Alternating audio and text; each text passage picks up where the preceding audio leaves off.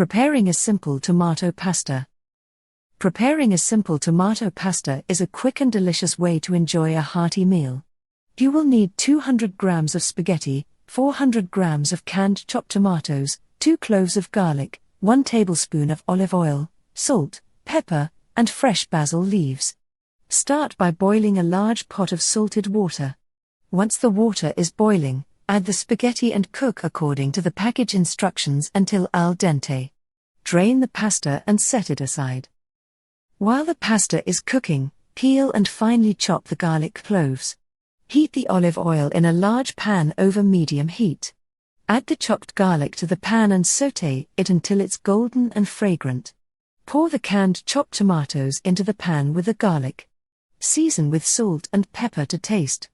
Let the tomato sauce simmer for about 10 to 15 minutes, allowing the flavors to meld together. Add the cooked spaghetti to the pan with the tomato sauce and toss well to coat the pasta evenly with the sauce. Tear the fresh basil leaves and sprinkle them over the pasta before serving. Enjoy the simple and flavorful tomato pasta with a sprinkle of Parmesan cheese and a slice of crusty bread.